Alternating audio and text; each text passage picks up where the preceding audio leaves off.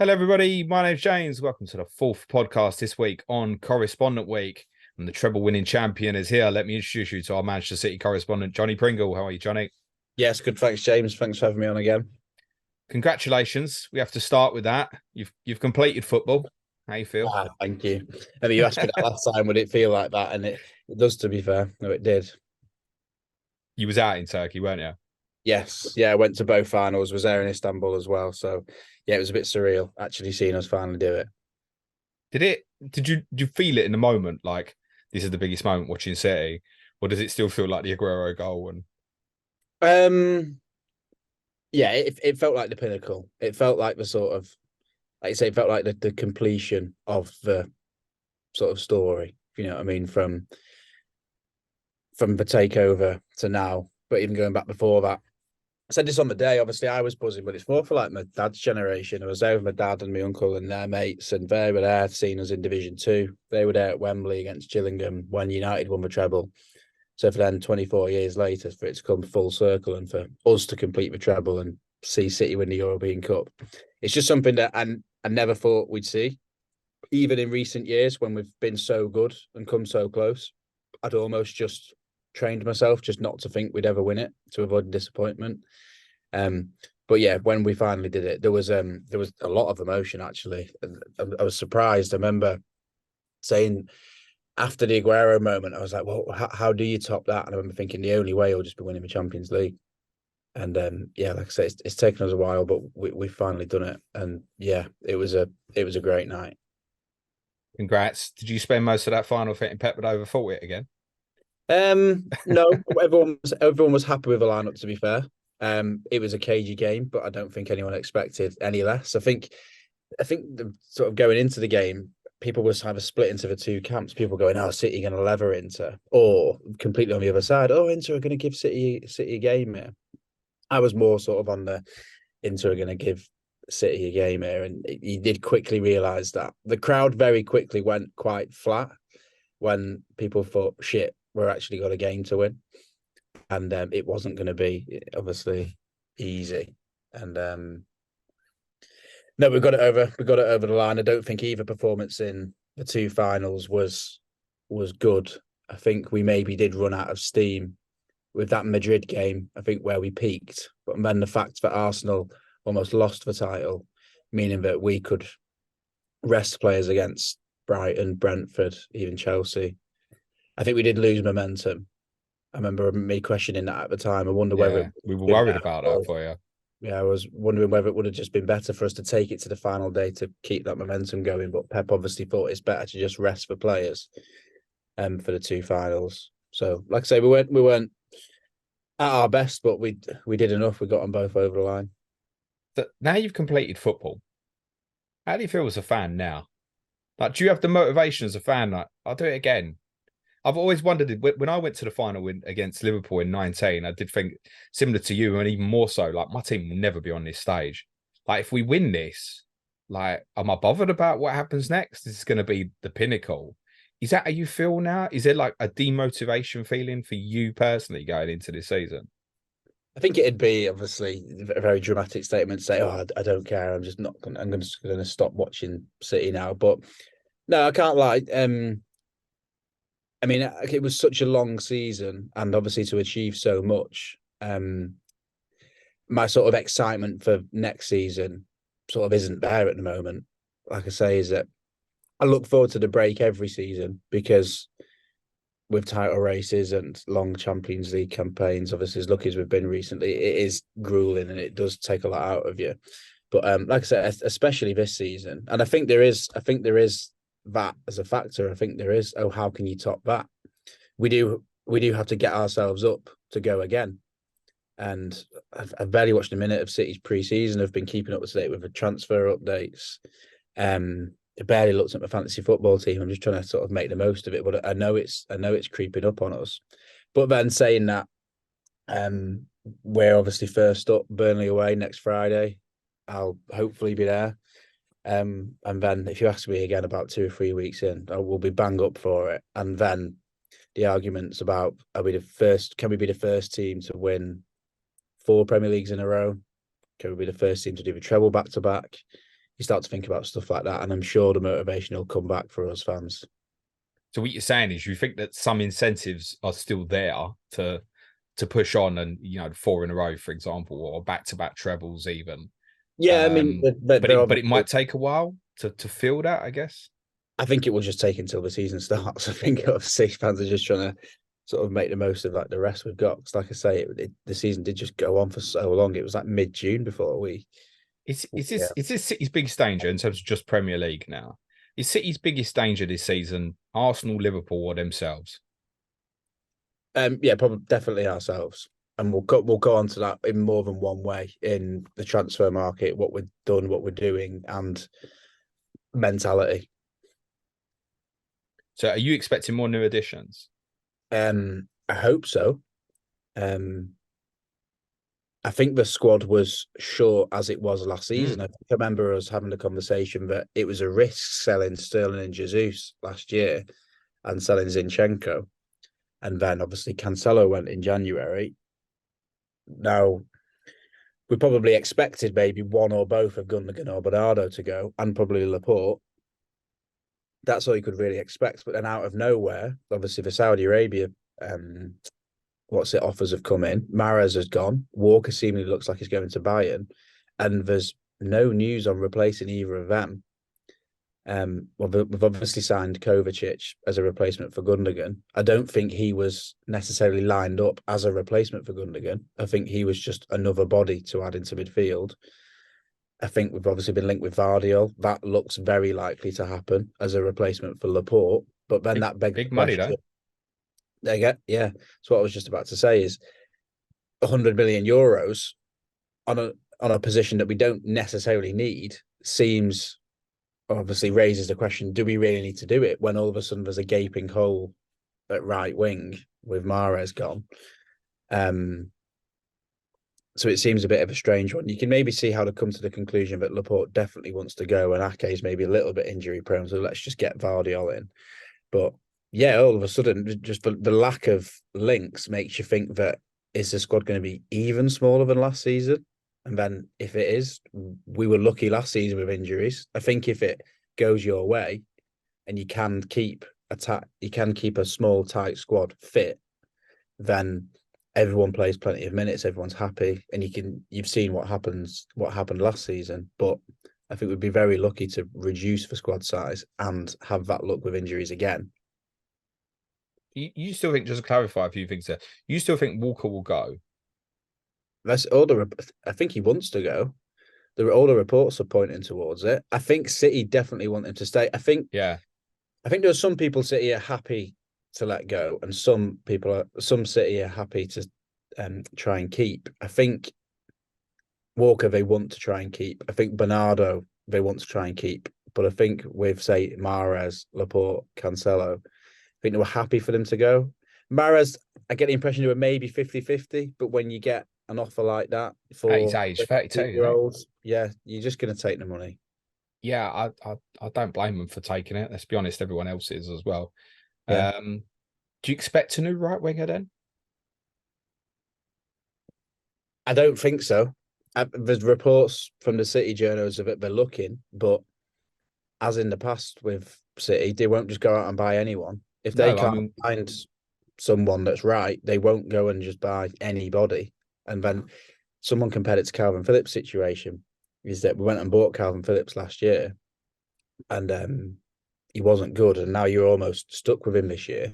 Would you rather have just waited a season to get the right guy? Maybe like obviously we were trying for Declan Rice. So you could end up doing that. If you just buy the wrong winger, you end up with a winger on big money that's not working out. And you have done that in the past. I think back to the Harry Kane summer, right? Yeah. You didn't get an alternative. You just waited the year for Haaland, right? We've done it loads of times. We tried to sign Jorginho from Chelsea as backup/replacement for Fernandinho. We waited, got Ruaidhri. That worked out. We tried to buy Harry Maguire from Leicester. We waited. That didn't work out because obviously we had to play Fernandinho and Otamendi. But then some would say not getting Maguire did work out, mate. Exactly. Well, it didn't work out in the immediacy, but it worked out very much in the long term because we picked up Diaz next season. Yeah. So every single year we say the same thing is, oh, we need this position, but then we sort of just wait and next summer pick someone up. Like we know we can make do with, say, Bernardo out there, Foden out there. There's a couple of youngsters like Cole Palmer or Oscar Bob that could fill in. But I think a lot of City fans will say, obviously, Mahrez got so many goals, assists. Then he wasn't starting much at last season. Previously, in previous years, we've become very accustomed to big night Champions League, right wing, Riyad Mahrez will play. You think of the goals against PSG, for example, in the semi-final the other year. But this time it was very much, no, he's going to be Bernardo in these bigger games. So is it just a case of Mahrez didn't play much towards the end of the season anyway? So is it that much of a loss? Gundogan almost feels like a bigger loss in terms of the goal scoring ability from midfield and his leadership, which I don't think not a lot of people are mentioning at the moment.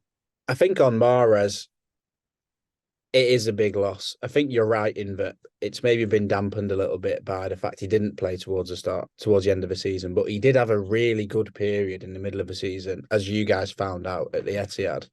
That was probably like the peak of his season when he sort of single-handedly turned the game round for us against Tottenham.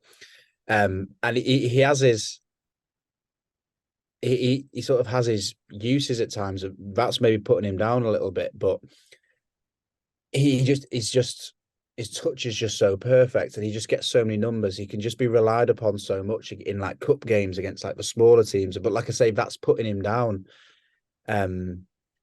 Maybe underplaying like his role. I think he will be missed in games like that, where as good as say Bernardo is for his work rate, in the later Champions League stages, when you're just playing some cup games and you need a body in there to come up with some magic, that's what Mahrez was perfect for. On Gundogan, yeah, I think he's a massive loss. I think we all wanted to keep him. His journey as a City player through the years has been obviously really interesting, but he signed injured, got injured again soon into his City career, never really kicked on. And it was that sort of season in lockdown when he obviously moved forward, got a load of goals, and then he really has just pushed on. And I remember sort of having a conversation about how if we win the treble, is Gundogan sort of like an iconic captain to lift them trophies? But I think he's made himself now. I think obviously the fact that he scored them 2 goals in the final, but the fact of how influential he has become, I think he is the icon of like that City team. And like you say, that leadership plus the type of player he was, plus the goals, I think he'll be a massive miss. Bruyne captain now? I don't know. The City do this thing where the squad vote on the captains, and they have like 5 captains. It was obviously Gundogan that was top of that pile last year. I don't know who's going to end up on top. I imagine it'd probably be someone like De Bruyne, Diaz, maybe Ruaidhri. I know Walker was in that list last year, but like I said, I don't know if he's going to be here or not. One of the things Mahrez used to, he used to take the odd penalty as well. Yeah. Is there an alternative to the Norwegian just picking it up every time now? I don't know because obviously every time he didn't pick it up last year, it was questionable, and it was just because Mahrez fancied one. Yeah, basically. I don't know who else would fancy one ahead of Haaland. Can you make any case not to have him in FPL? No. I mean, that was the price everyone thought he would come in at, particularly the fixtures we've got at the start of the season. I think the only reason his goal scoring rate sort of slowed down towards the last season was that he started to get less minutes. We started to maybe be a bit more pragmatic. He was getting brought off. But at the start of the season, where obviously we were sort of playing everything towards him, I can only imagine, like I say, with Mahrez and Gundogan's goals out of the team, we're going to be relying on him even more. He's just going to be bang amongst the goals again, isn't he? So yeah, I can't see. Can you foresee any way that slows down? Gets injured. Well, yeah. But if he stays fit. I just think maybe a drop in form for City. There was obviously a drop in form in like the middle of the season, wasn't there? When we sort of, do you remember when people were debating whether to triple captain him in that week against Tottenham and United, and we weren't playing well? And I said, I'm not going to captain you just because we're not playing well. And I think he only scored 1 that week against Spurs. So maybe something like that. But if City are if City are playing to their potential, then Haaland's always going to get chances. He's always going to score. I think he'll get 30 plus goals again. That's enough, mate. Is he game week 1 captain for you? Yeah, yeah, No doubt. Even with Arsenal and Forest. I just think with Arsenal, the goals are just shared around so much. You can pick one, but he's going to get it different every week. With City, if you can guarantee me a 3-0 win against Burnley, I'd be very surprised if Haaland hasn't got at least one or two. And the thing is, you've lost 2 players who did contribute to the goals column, right? Mahrez and Gundogan. So if anything, it might even lean in more to Haaland. Like, it wouldn't come as a surprise right now if he outdid his total from last year, as long as he stays fit. I asked my mate that the other day. I said, "Do you think he's going to score more than last season?" It'll be interesting whether he does, because at one point it was looking like he was absolutely nailed on to get that 40 goals. But like I say, he just sort of slowed down towards the end. And that was Arsenal's fault, mate. Yeah, I know. Even the 3 games at the end of the season, that's what I was about to say, was that there was sort of no motivation there. No, he looked highly motivated to win the honours, mate. I hate the term perma-cap. Really dislike it. But this has got to surely feel as close to it as it's ever been with those, particularly with them opening 7 fixtures. I think once we get to the Arsenal game week 8, you've got a real tough run, 8 to 15, where there might be a case to take him on, subject to how he's doing and his fitness, etc. But in those first 7, can you see yourself going against him any week? I've heard obviously like debates in like week 2 where we've got Newcastle and Liverpool have got Bournemouth, but it depends whether you can get Salah in. That's what I was about to say, is that the pricing this year means that a lot of people are only going with Haaland as their one premium. So if you don't have an alternative, I don't know where you'd go. Like you say, you could maybe pick some of the Arsenal players, the United players, but I'm just trying to get our fixtures up now. It's Burnley away, Newcastle at home, which is the challenging one in the sense Salah's got Bournemouth at home, Sheffield United away, Fulham at home, West Ham away, scored twice in, Forest at home, Wolves away. No, he's probably just going to be in all of them. I'm thinking back to last season, the games where he's played. He scored against Fulham, scored 2 at West Ham away, scored a hat-trick against Forest at home, scored against Wolves away. So, yeah. Yeah, exactly that. So it probably just comes down to if there was a reason going into any week we thought for whatever reason wasn't going to start, perhaps because of Champions League fixtures you might have in some of them later ones, for example. But I think even the Forest game, I want to say, is Carabao Cup the midweek after. You think, oh, that might be the one. But I mean, to be honest, are you of the opinion, me and Sush spoke about it towards the end of last season, should we, as long as he's 100% fit, think of him in the way we do of, say, a Ronaldo or a Messi in the past, and just that he'll play? Because it was a debate so many weeks last year. But generally, unless he had a niggle or something, whenever he was fit, he started, right?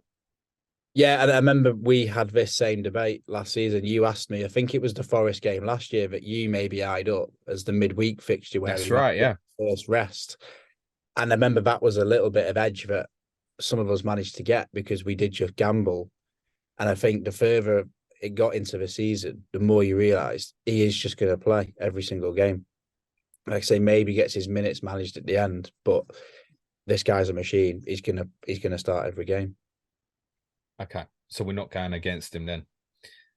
Talk to me about Phil Foden, mate, because I really want to stick him in. I'm really confident that he's going to have an improved season and pick up some of this shortfall in some of the goals that you're going to lose in the midfield area. In the first instance, where do you want him to play and where do you think he'll play? And will he play? I guess very importantly. I think a lot of City fans want him to play that sort of like advanced 8 role where he's sort of joining up with Haaland up front. That's where he came on in the Champions League final, where he came on in the FA Cup final, where he's looked like playing. I think he might play there. I think he might play a lot right wing as well. Like I say, if we don't sign a winger, that's where he started last season against West Ham, was on the right wing. I think regardless of where he plays, he's just going to get goals and assists. He's capable of it wherever he plays, as long as it's obviously in one of those advanced positions. So is it more important just that he does play rather than where, from the fantasy perspective? Yeah, exactly. I think that's it. And I've got him. I've had him from the start. Maybe that is a little bit of bias, but I really want to back him. I'd be kicking myself if I didn't have Foden in and he was banging him in for City, and I'd be thinking, oh, I just wish I'd gone for Foden. I can understand why people are wary of him because obviously he's been so flaky in the past, but everything is lining up for him now to start this season. Like I say, multiple games in advanced positions. And we've seen from the past when he does, he gets goals and assists. Yeah, it feels like with the loss of Gundogan, Mahrez, that he's set. It's almost, I feel like surely you and I aren't going to be sitting here in 12 months and having this same conversation about him. He's I getting feel like we got to be sitting here and he's 10 million. Are we having him or we not having him? Feels like where we should be in a year's time. He's getting to the point now where he needs like a big season. He's had like his breakout seasons. He was a little bit unlucky, obviously, last year in that he got into a real good run of form, then inexplicably got dropped, injured at the World Cup, had to have his appendix taken out, and then all of a sudden you're into the running. Pep's decided his best 11, and we're steamrolling everyone, and you're not going to change your team when it's like that. But I think it's easy to say, but it feels like, and I hope that he really does have a big season this season, sort of like 20 goals, 10 assists, something like that. Is there any debate for you on a Foden versus Grealish? Nah, Phil. Yeah, Grealish probably. I think Phil will play a lot of minutes. You could argue Grealish is going to play more, but Foden's output is just so much better than Grealish's. If Foden started, say, 32 games, how many attacking numbers do you think he puts up across goals and assists? I'd say 32 games, something like 15 goals, 10 assists, something like that. I mean, that's got to go in then, hasn't it? I can't remember what his like rate is, but that's sort of it's what I'd say. Maybe 15 goals is pushing it, but still, I'd expect him to get double figures for both. Yeah, I'd be of that. I'd be thinking sort of 20-ish as a minimum. Yeah. And 7.5 midfielder. Them fixtures at the start, I just feel like it's one I don't want to bet against. The only thing I can foresee me going, no, I'm not going now, is if he's not in the team in the Community Shield and he's gone, right, I'm going to play Alvarez and De Bruyne's back fit, and that's put a little bit of question mark as well. He goes, I'm going to do Alvarez and De Bruyne, or De Bruyne and Kovacic, and Bernardo's going to play right. That's the sort of thing that might make me pull the plug. It's just a fear that he wouldn't play. Yeah, I think I've thought that about as well. There is a lineup that I've got in my head of like, say, De Bruyne and Kovacic and Bernardo right wing and Grealish left wing. Like you say, Alvarez can play there as well. But the fact that he looked to Foden before Alvarez in the Champions League final, the fact that he's sort of been playing, like I say, that advanced 8 position. De Bruyne looks like he's going to come back a little bit earlier, but I'd be surprised if he did start in the Community Shield and against Burnley. And then, like I say, if we don't sign a replacement, Foden is the most attacking right winger we've got. Like I say, you could play Bernardo right wing, but against those teams that we're going to struggle to maybe break down, you want Foden out there. So I think he's going to get a lot of games just naturally from how versatile he is. If he's not in that team Sunday, do you pull the plug though? I know I haven't really thought about it because I'm just fully expecting him to play in it. Okay, well, that's good enough. Yeah, it feels like if as long as he's in the team Sunday, then I think that's it for me. I just have to think about it if for some reason he's not and question why that's the case. No, he was probably of all the prices in the game, Johnny, was the one I wanted to see the most of all the players because I'm just convinced, a little bit like you and I were the other year. We went year 2. Was it last summer? We was talking about Grealish year 2. Yeah. And it got there, didn't it? Yeah. In the end. It took a while again. It took until that World Cup, didn't it? But yeah, KDB's price, just too much. You have sent that questionnaire for me yesterday. Who's the most overpriced player? And I did look at De Bruyne. I think he's overpriced in the sense that just again, for many seasons now, you just can't fit him in, can you? He's just at that real awkward price where he's not like an out-and-out goal scorer. He's a consistent sort of like ticker along of returns. And like I said, maybe if he was sort of like 8.5 or 9, you'd probably definitely have him in. But then the fact that he's just at that premium price and he's starting to affect captaincy and you have to compromise other positions, I just don't think people are going to go there again. I think what is his ownership? It's really low, isn't it? Probably Which is, combined with I the fact guess, he's injured. yeah, that there's a lot of influence on that. I mean, it's still about 9% of teams, but I think in terms of the engaged community, I don't think it's far less than that. I don't think I've seen a draft on the app formerly known as Twitter where he's in the team at the moment. It's awkward, isn't it? That Rashford and Saka are well underneath that, and he's standalone above it, basically. I think if he was fit and he was having, say, a really good preseason, I think people might be willing to, because like you say, because of the fixtures, people will be looking for sort of like double and triple ups on City. And they might just think, yeah, I'm going to chuck De Bruyne in for these fixtures. But because he's not, I don't think people are looking there at the moment. 25 attacking returns last year in under 2,500 minutes. Yeah. Admittedly, 18 of them were assists. Doesn't feel like it. Doesn't feel like he got those numbers, but he did. It's still a phenomenal output. All his goals are just so good as well, aren't they? It's proper memorable. He's still a joy. He's still a joy to watch, mate. But I do think there was that kind of period around January, wasn't it? It was like he wasn't relying on him so much. Alvarez was playing quite a bit and stuff. He was trying to obviously find what was right for the team. Yeah. So you mentioned double ups and triple ups. So Haaland's in for you, obviously. It sounds like you're like me, want Phil Foden. Yeah. Do we share the third on John Stones? He's been in and out as I've sort of tinkered in the last few days. I think he is the City defender of choice.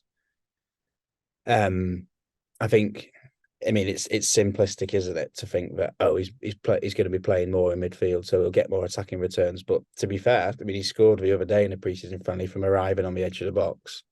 He is getting into some decent positions. He scored a couple at the end of last season, I think, from moving into that midfield role. I think his minutes are more secure than they've sort of ever been. I think he is so important for us now. I think the obvious doubts are his injury record. He seems to have got over that in last year or so, hopefully touch wood.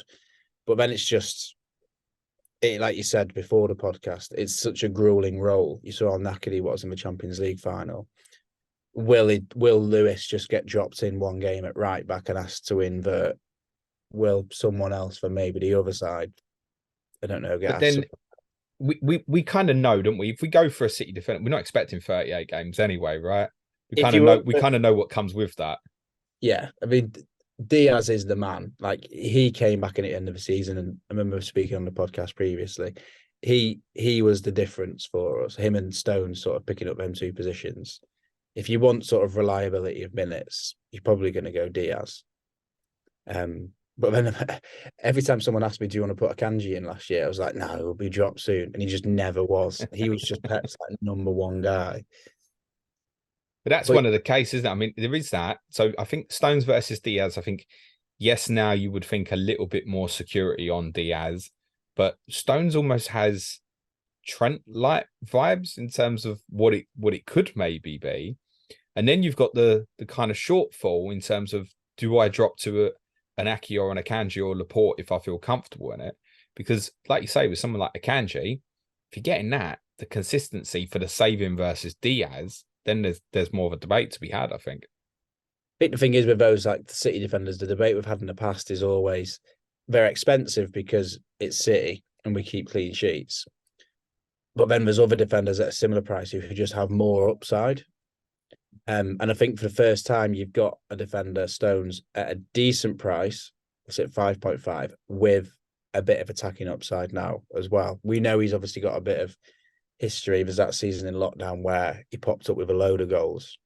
But I think I don't think he'll be as prolific as, say, Trent, but I wouldn't be surprised if he just did pop up with the odd goal or assist. No, but I think it feels conceivable to think, if he did play a full season, hypothetically, that he could hit double figures for attacking returns as well, sort of a 4-goal, 6-assist season, for example. So even just short passes in and around the box with how high he gets. Yeah. He might just lay someone on. Oh, there you go, KDB, wallop. Yeah. Could be like that. Like I say, he's been in and out for me. I think the thing it will depend on for me is what's going on with the other defenders. Like, does Chilwell look really hot? Which United assets do I have? Do I want Shaw instead? Do I want an Arsenal defender as opposed to Arsenal attackers with Gabriel? I think it will sort of end up like that. He's not so clear cut in my head that I'm like, he's the first defender I want. I think it will sort of, like I say, fall into that mix of defenders. But I'll be happy to end up with him if I do start with him. If he was unavailable, if we say his first choice at the moment, what do Yeah. you think you'd do? What do you think City would do? Yeah, defensively, as in your preference for FPL.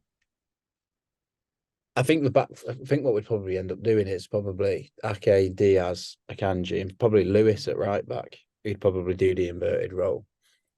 I don't know. I probably just wouldn't go there.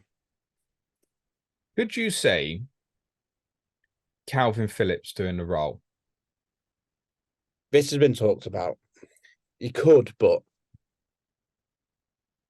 I don't know. He hasn't really shown that he can do the defensive midfield role, as harsh as it sounds. I know he's a pure defensive midfielder, but he just looks so far off it every time he played last season. I can't rule it out because the season's long and Pep might just start to tinker and he might end up doing that. But How often, Johnny, have we sat here, don't judge a Man City player till year 2? But this is the thing this is the debate that's gone on. Everyone we've said that about has had significant minutes in the first season and has at least shown us something. Yeah, I get you. It's almost like now's his first year, isn't it? Yeah, exactly. Phillips has just shown us he just hasn't shown us anything. And everyone really wants him to succeed because he obviously comes across as like a lovely lad. He's an English player, which obviously is important. But I think I listened to a podcast with Sam Lee on it. He was actually saying his sort of like stead within the coaching staff is like lower than it was when he signed. I think they're sort of like surprised at the actual player they were getting when they signed him. I think if they could sell him this summer, they would do. But I think he's refusing to budge and he wants to give it another go. But like you say, it is almost like having him in his first season again. And then if it doesn't work out this season, you really do have to sort of like cut your ties then. We're just so lucky that Ruaidhri is unbelievable and you can run him into the ground. I know it is great from an FFP perspective as well, some of these kids that you're selling. Yeah. But in hindsight, just look at it a year on now and think, she just kept Lavia. Yeah, that's the thing. I think it's an absolute no-brainer this season. Just ship Phillips out, sign Lavia back. But again, like I say, it's just not as simple as that.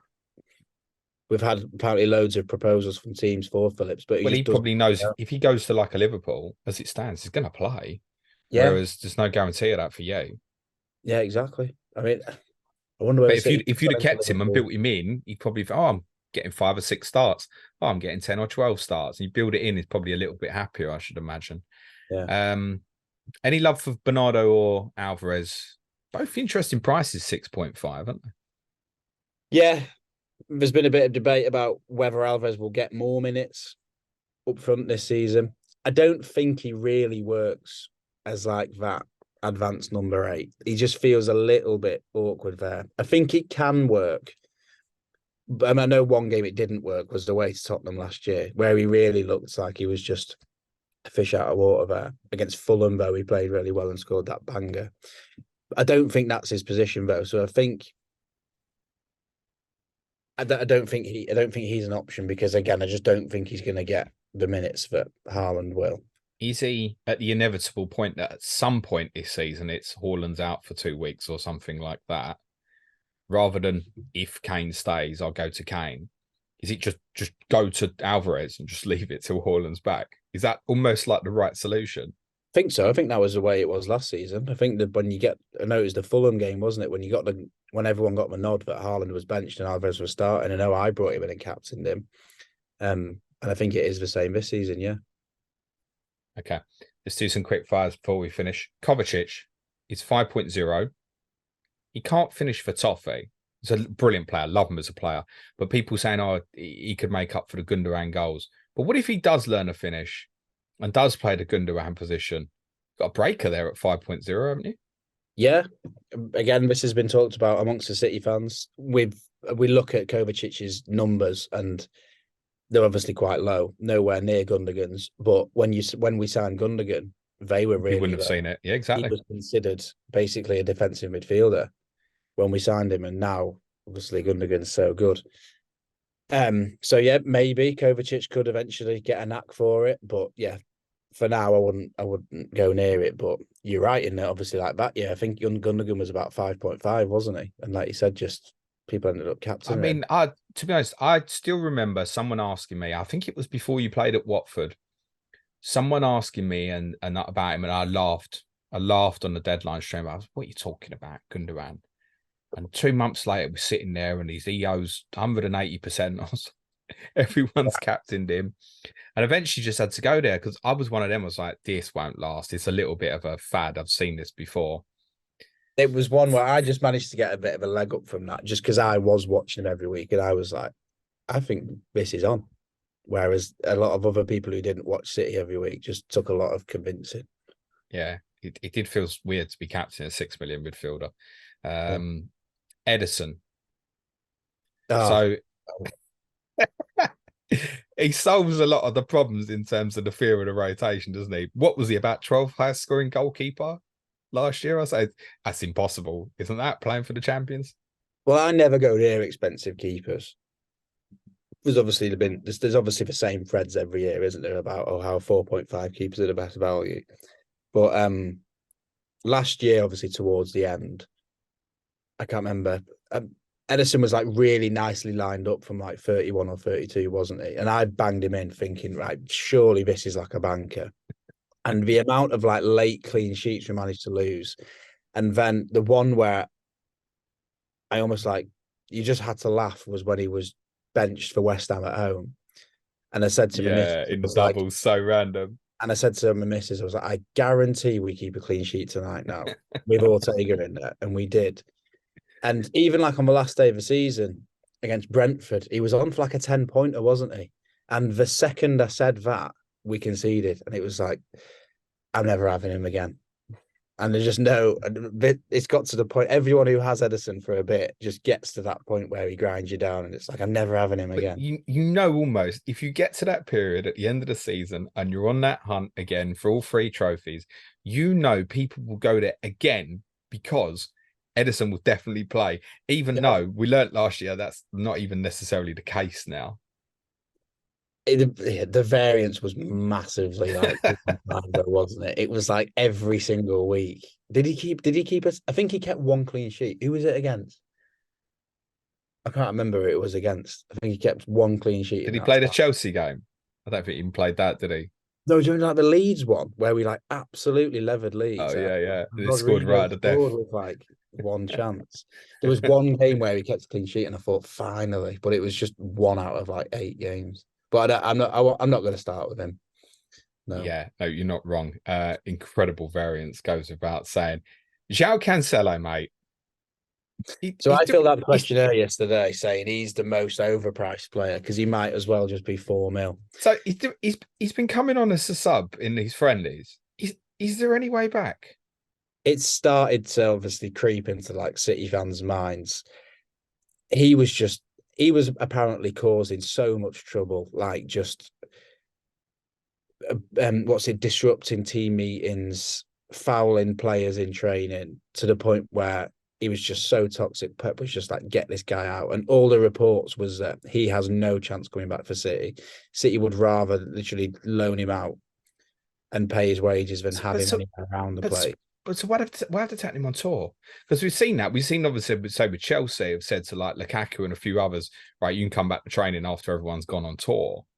So why didn't City just say, piss off, don't come here, sort your move out and I don't know. I don't know. And that's what people are starting to think is you're right. And he's not as if he's been taken on tour and he's getting like token 5-10 minutes. He's playing like full halves and he's playing well. well, because he's a good So player, particularly on the ball, right? yeah, I used to really like him. But whether he's obviously come back with his tail between his legs, thinking, because imagine how he feels. He's obviously He's Mr. Trouble. left, missed for treble, and then he's come back and he probably feels a right tit. And his teammates are probably telling him that. So whether he thinks, right, I'll just knuckle down and actually try and be part. But I think all the reports are basically saying it is Pep. Pep is the guy who's saying, I don't want him anywhere near the team. But I think Then if it surely is he'll go. if it did get to the point where, I wonder whether it would just get to the point where no one wants him, and we'd just say, right, you're part of the squad, we'll use you, and then you'd maybe start to try and build a relationship from there. But as far as I'm aware, nothing's changed, and I still expect him to go, even if it's on loan to Barcelona where we pay his wages or something. Talking of loans, from this crop of Cole Palmer, Peroni, Doyle, McAtee, how many do you think will hang about? Obviously, two of them were at Sheffield United last year. I think Doyle will probably go. I think McAtee will stay. I thought McAtee would go back to Sheffield United at the end of the season, but I think he's going to stay now. I think obviously, like I say, this gap on the right wing means that players like, I know I've seen reports this week, I think Leicester and Burnley want Palmer, but City don't want to let him go until Yeah, I think he'll play a fair bit this year, mate. It's a shame because I think I said at the end of at the start of last season saying that it would be good if he could get sort of a significant, sort of almost like Foden amount of minutes from when Foden was sort of bursting through, and then he would be an ideal Mahrez replacement. But he just hasn't kicked on, and he's sort of back to where he was last season. I think he's probably the most likely. McAtee, there's a player called Oscar Bob as well. I mentioned him at the start, who everyone's really excited about. And I can see them three just staying around, maybe almost like law of averages. Like if three of them have to play right wing, one of them hopefully emerges like a genuine. McAtee's 4.5. I've kind of had my eye on that if he went back to Sheffield United. Yeah. Yeah. So, well, Doyle is as well, isn't he? Yeah, but I'd probably not as interesting for FPL, No, I I mean, wouldn't have thought. But he'd play. He'd play every week and he'd take free kicks. But McAtee potentially would maybe be one a little bit like Pereira. You'd think, oh, I could get away with this now and again. Yeah, I remember thinking that. It might happen. We might sign a right winger and we say, yeah, well, actually, we don't need you anymore.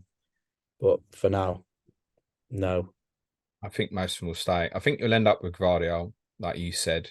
Yeah. And I wouldn't be surprised. Mike Olise is a name I've heard quite a bit, but obviously he's injured.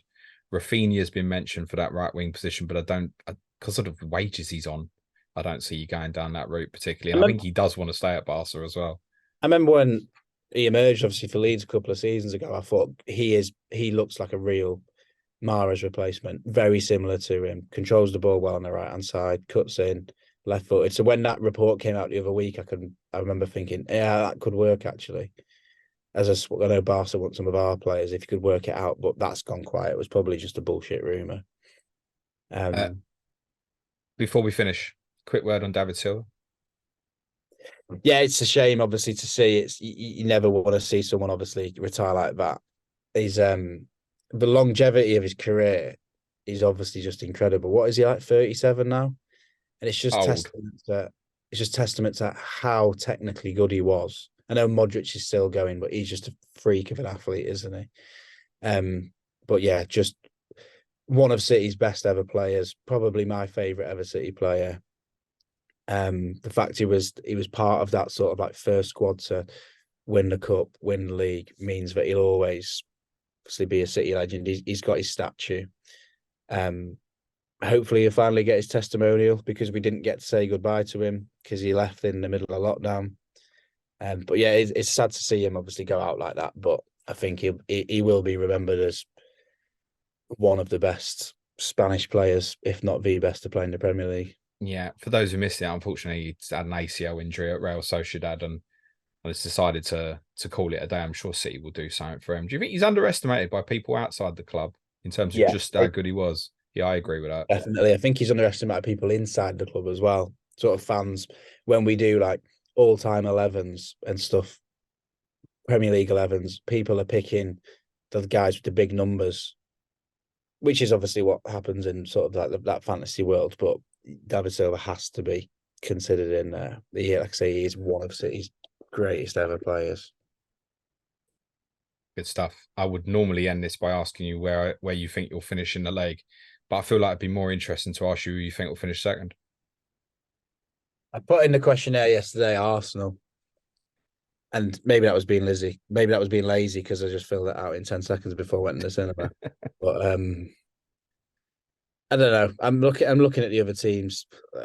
Probably my stance probably is still unchanged from what we discussed before the FA Cup final. Is that I think because Arsenal got closest last season, I think them and Liverpool both are the most recent teams to put together a title challenge. I'm still not that convinced about Liverpool.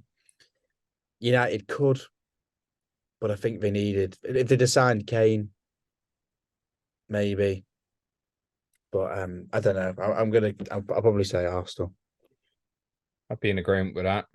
I do think you'll win it again. How many of your fellow correspondents do you think predicted you to finish first? 19. Do you think one's missing, or are you excluding yourself for 20? Excluding me. There's one person who thinks she'll finish second. Can I guess? Yes, you can. Actually, I don't know. Is it Adam? Because he's back in Arsenal. No. No, I wouldn't know then. If you want to unsubscribe to Black Box, feel free. Jonny, it's been an absolute pleasure. If there's anything you want to plug, now's the time to say so, mate. Twitter account at FPL Pringle. I've been quiet over the summer because, like I say, just trying to take time off, but I'll be on it soon. As a reminder to everyone, Jonny's not ITK. He does not know what the Manchester City team is going to be, but he can only give you his best predictions during the course of the season. Jonny, big thanks. Good luck this season, my friend. Next, episode 5, we've got a correspondent debut for Rory McLaughlin-Dowd, as we'll be talking Crystal Palace. They've got a big signing potentially on the way in terms of a young Brazilian. We might be talking about him a little bit and expectations for the Eagles. Just leaves me to say thanks so much to Jonny, and cue music, please, man child.